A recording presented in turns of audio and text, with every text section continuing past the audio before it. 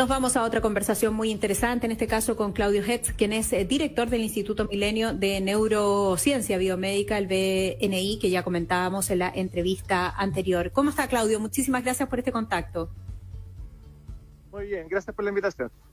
Muchas gracias. El Instituto de la Facultad de Medicina de la Universidad de Chile reúne, entiendo, alrededor de 200 personas, ¿no? Entre estudiantes, neurocientíficos básicos, clínicos y matemáticos que forman una masa crítica en torno a la infraestructura de punta para llevar a cabo investigación de primera clase en neurociencia y aportar también en tecnología y en educación. ¿En qué están trabajando ahora bajo este concepto, ¿no? De sacar la ciencia del laboratorio, Claudio?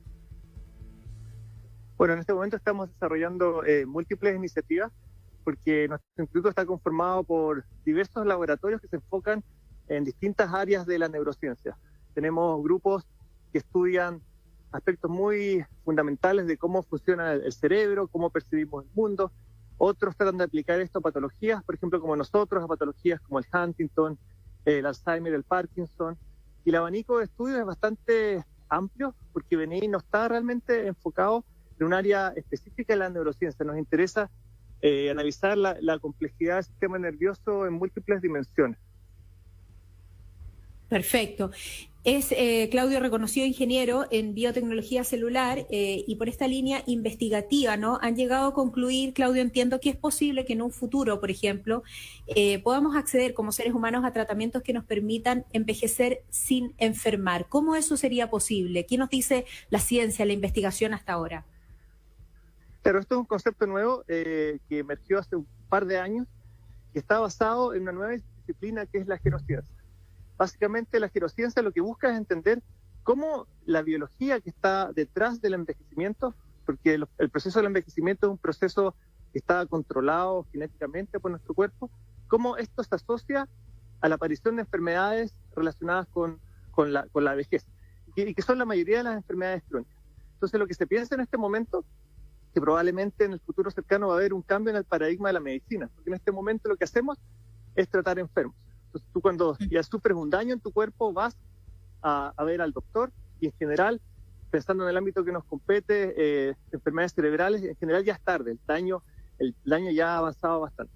Entonces lo que se piensa es que lo que deberíamos tratar de intervenir son los procesos que están detrás del envejecimiento y tratar de llevar el envejecimiento del cuerpo hacia una ruta que es, se podría decir, entre comillas, más saludable. Porque lo que se ha visto es que en general, por ejemplo, humanos como los centenarios, gente que vive hasta los 100 años, ellos en general están libres de enfermedades y de repente casi que mueren de un día para otro al tropezarse, ¿te fijas? En cambio, la gente que empieza a enfermarse alrededor de los 55, 60 años, lo que sufren es una acumulación de distintas enfermedades en el tiempo. Entonces lo que se piensa es que probablemente detrás de todo esto hay un aspecto común y transversal que es un proceso de envejecimiento, se podría decir entre comillas, patológico. Entonces la gerociencia lo que busca en este momento es tratar de entender.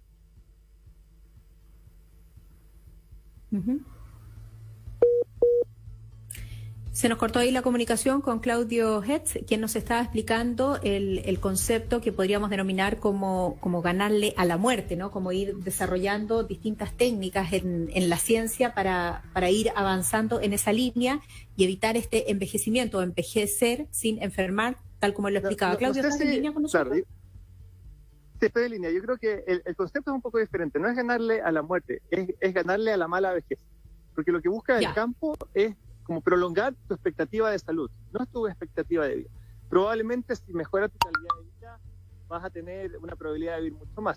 Pero lo que busca el campo es mantenernos sanos por más tiempo, ¿me entiendes? Perfecto, sí, ahí me corregiste el concepto y me quedó clarísimo la diferencia. Ahora, Claudio, en todo caso, esto plantea un desafío ético gigantesco, por un lado, pero por sobre todo también un desafío para los sistemas de salud. Estoy pensando en los seguros, en cómo administramos hoy día nuestra salud. ¿Cómo te imaginas también ese campo que va de la mano del proceso científico que ustedes están haciendo?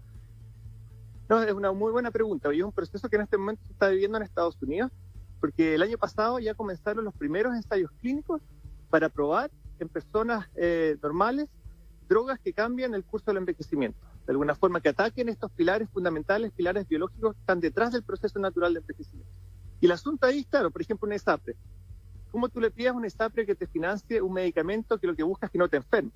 Eso conceptualmente no existe. Entonces, probablemente en términos legislativos vamos a tener que sufrir como país una discusión bastante interesante al respecto, donde el sistema de salud en el futuro va a estar enfocado en prevenir más que tratar enfermos. Claro. Y eso significa también que probablemente vamos a empezar a intervenir antes. Ojalá en gente joven o gente que está alrededor de los 30, 40 años, para evitar que cuando sean viejos se enfermen. Uh-huh. Bueno, no sé si vas a coincidir conmigo, Claudio, pero me parece a mí que la pandemia ha revalidado el papel, el rol de la ciencia, de los científicos, lo ha conectado 100%. También ese rol con los ciudadanos. Hoy día estamos todos mirando a los científicos pidiendo que por favor se encuentre pronto una vacuna. Pero hay muchos, y entre ellos inversionistas millonarios como Jeff Bezos, por ejemplo, y otros, ¿no?, que han estado invirtiendo importantes recursos en este campo o en este ámbito. Sin ir más lejos, entiendo que la fundación de Michael J. Fox, ¿no?, entregó recursos para parte de las investigaciones que tú realizaste sobre el ELA, la esclerosis lateral amiotrófica, ¿no?, esta enfermedad que es tremenda, que es devastadora además para la vida de las personas y que es una enfermedad bien triste. ¿Hay allí recursos disponibles o hay interés de poner esos recursos al servicio de la investigación científica? 100%, y sobre todo yo creo que acá en Chile este año la pandemia de alguna forma también ha sido una oportunidad para nosotros como comunidad científica en mostrarle el valor que tiene la ciencia, sobre todo para resolver problemas tan graves como el que estamos viviendo. Obviamente, y es bien impresionante ver que las noticias todos los días, día a día, estamos al día en los hallazgos científicos, los avances en las vacunas, el test de diagnóstico. Entonces, esto por primera vez ha mostrado a la sociedad que tener una base sólida científica en los países es fundamental para estar preparados para estas situaciones, obviamente, de crisis, situaciones extremas. Pero esto también se expande, yo creo, para otras áreas, no solo las áreas de la medicina. En este momento estamos viendo que probablemente necesitamos que se empuje mucho más estudios en el área mucho más de la sociología, la economía, para entender un poco cómo funciona nuestro país y por qué nos afecta de esta medida este tipo de problemas como la pandemia. Y respecto a tu segunda pregunta, claro, nosotros en el instituto hemos recibido financiamiento por los últimos 10 años de múltiples fundaciones sin fines de lucro de Estados Unidos, como la Michael J. Fox, que apoya proyectos en el área del Parkinson, otras en Alzheimer. Yo creo que esto de alguna forma demuestra que en Chile se puede hacer buena ciencia en el área de la biomedicina, que somos competitivos, que finalmente se están desarrollando ideas interesantes que llevan a que países desarrollados inviertan en Chile para desarrollar nuevas tecnologías o simplemente nuevos estudios que aporten al conocimiento más fundamental. Sin ninguna duda. Claudio, te propongo lo siguiente, vamos a una pausa, es muy breve, espéranos ahí en la línea para seguir con esta interesante conversación. Volvemos. Bien, eso. Gracias. Estás en Work Café con Soledad Neto en Infinita 100.1, palabras con poder. Teníamos ahí en línea y seguimos con él, Claudio Hetz, quien es director del Instituto Milenio de Neurociencia Biomédica, BNI, con quien sosteníamos esta interesante conversación. Claudio, vámonos al ámbito de la pandemia. Lo conversábamos recién con Pedro Maldonado respecto de la incidencia que esto puede tener en nuestro cerebro, ¿no?, de lo que está pasando hoy. ¿Puede haber condiciones o cuadros más graves en términos de patologías, por ejemplo, neurodegenerativas y psiquiátricas en adultos mayores o en la población en general debido al confinamiento? Porque no es una situación habitual para nosotros los seres humanos. Sí, es una situación bastante preocupante. El problema es que para todos nosotros esto es nuevo, no hay estudios previos respecto a estas situaciones extremas, pero sabemos por múltiples estudios que obviamente la falta de ejercicio, la depresión, producto de situaciones como el confinamiento o una baja en la actividad social en los adultos mayores va a tener efectos negativos probablemente y va a aumentar el riesgo de desarrollar demencia o Alzheimer. Porque ya se han hecho estudios epidemiológicos en otros países donde se demuestra esto, que por ejemplo los adultos mayores que hacen ejercicio se mantienen mucho más saludables, tienen una menor carga de enfermedades crónicas asociadas a la vejez. Los adultos mayores que cuiden a sus nietos, por ejemplo, o que tienen actividades sociales con amigos, tienen menor probabilidad de sufrir demencia. Y esto hay muchos ejemplos de este tipo. Entonces probablemente todos estos factores sumados al estrés, que el estrés obviamente tiene un efecto bastante negativo, sobre todo sobre el sistema inmune. Esto en conjunto probablemente en el corto plazo va a llevar a que tengamos adultos mayores con una mayor tasa de enfermedades que afecten al sistema nervioso. Y esto obviamente sin tocar aspectos más psiquiátricos.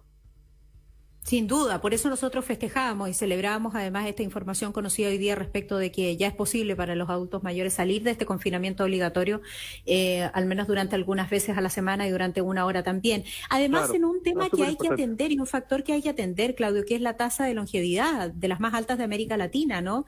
Y seremos también así una de las naciones más golpeadas a nivel mundial por esto, lo que nos presenta desafíos en términos de salud, en términos económicos, etcétera. Tú tocaste un punto fundamental porque ya el tema de la vejez es central, ya era central para nuestro país, porque sabemos que de aquí a 30 años un cuarto de la población va a tener sobre 60. Y a medida que pasa el tiempo, después de los 60, va aumentando progresivamente la probabilidad de sufrir enfermedades que afecten al cerebro y otras enfermedades crónicas. Entonces, probablemente todos estos factores en conjunto generen una pésima predicción. Y esto sobre todo pensando en que claramente nuestro sistema de salud y ahora el sistema de las AFP no está realmente preparado para hacerse cargo de este problema que se nos viene muy pronto. Piensa que en 30 años más estamos hablando de las personas que en este momento tienen 30 años. Ya nacieron, el problema está instalado. Sí, claro. No, es un desafío enorme que hay que mirar con mucha atención. Claudio, Gigante. una pregunta final, hablando de tu propio cerebro, que me imagino que está en muchas cosas, en varias investigaciones, si además que has tenido junto a tu equipo adelantos bien increíbles para aquellas personas que padecen la enfermedad de Huntington. Pero me imagino que para un científico, así como a mí me preguntan cuál sería tu entrevistado ideal, ¿con qué sueñas? Porque hay algunos que dicen, bueno, a mí me gustaría descubrir la cura para el SIDA, no tengo idea. O a lo mejor ahora encontrar la vacuna para el coronavirus. ¿A ti qué te moviliza como gran sueño? Claro, tengo como dos grandes sueños respecto a tener un impacto como hacia la sociedad.